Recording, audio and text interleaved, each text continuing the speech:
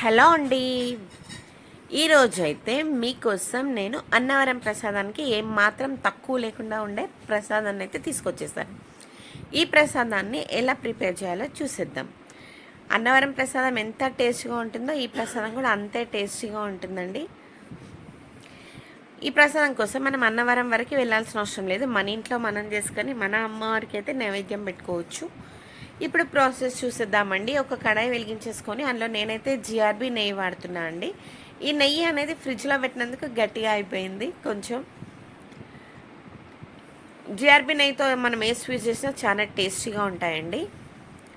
నేను దీనికోసం కాజు, బాదం, కిష్మిస్ తీసుకున్నాను. మనకి ఘీ అనేది వేడెక్కిన తర్వాత ఈ పలుకులన్నీ చిన్న మంట పైన పెట్టి ఫ్రై చేసుకోవాలి.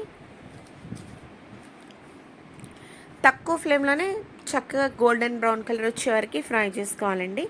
ఫ్రై అయిపోయిన తర్వాత తీసేసుకొని ఇప్పుడు దాంట్లోనే మనం 1 కప్ అయితే వీట్ రవ్వ వేసుకున్నాము. దీన్ని దొడ్డు రవ్వ అని కూడా అంటారు, గోధుమ రవ్వ అంటారు, వీట్ రవ్వ అని కూడా అంటారు. దీన్ని కూడా తక్కువ ఫ్లేమ్లోనే చక్కగా ఫ్రై చేసుకోవాలండి. మనకి ఏ హల్వా అయినా సరే మనం రవ్వని ఫ్రై చేసే దాంట్లోనే ఉంటుంది టేస్ట్ అనేది. నేను ఈ కప్పుతోనే 1 కప్పు రవ్వ తీసుకున్నాను, 1.5 కప్పు బెల్లం తీసుకున్నా అండి, 3 కప్స్ వాటర్ తీసుకున్నా. గుర్తుపెట్టుకోండి, 1 కప్పు దానికి 1.5 కప్పు బెల్లం, 3 కప్స్ అయితే వాటర్ వేసుకున్నాను.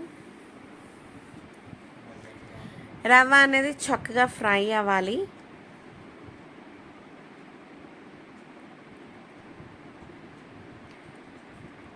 ఇది అన్నవరం ప్రసాదం లెక్కనే ఉంటుందండి, సేమ్. ఇప్పుడు రవ్వ చక్కగా ఫ్రై అయిపోయిన తర్వాత నేను ఏ కప్పుతో రవ్వ తీసుకున్నానో దానితో 3 కప్పుల వాటర్ అయితే వేసుకున్నాను. ఇప్పుడు ఈ రవ్వని తక్కువ మంట పైన ఉడకనివ్వాలండి. ఎక్కువ మంట పెట్టామనుకొని మాడిపోతుంది. మాడిపోతే మనకి టేస్ట్ అనేది మారిపోతుంది.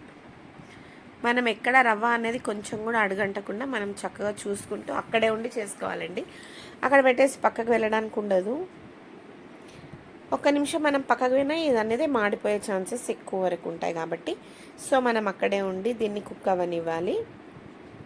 90% మనకి రవ్వ అనేది కుక్ అయిపోయింది అనుకోండి. ఇప్పుడు మనం దీంట్లో బెల్లం వేసేసుకోవచ్చు. ఇంకా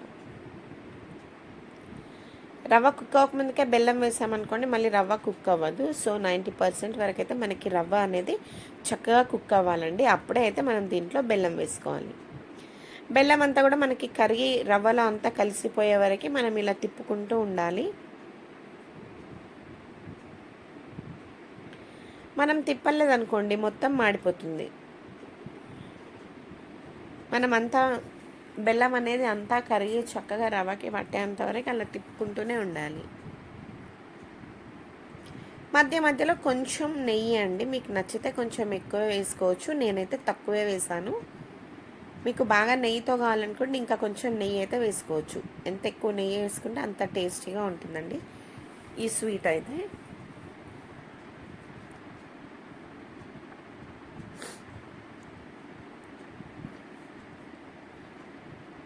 ఇప్పుడు మనకి బెల్లం అనేది చక్కగా కరిగిపోయిందండి. ఇప్పుడు మనం దీంట్లో కొంచెం ఇలాచీ పౌడర్ వేసుకోవాలి. ఇందాక మనం ఫ్రై చేసుకున్న డ్రై ఫ్రూట్స్ కూడా వేసేసుకుంటే మనకి ఎంతో టేస్టీగా ఉండే గోధుమ రవ్వ హల్వా రెడీ. Thank you.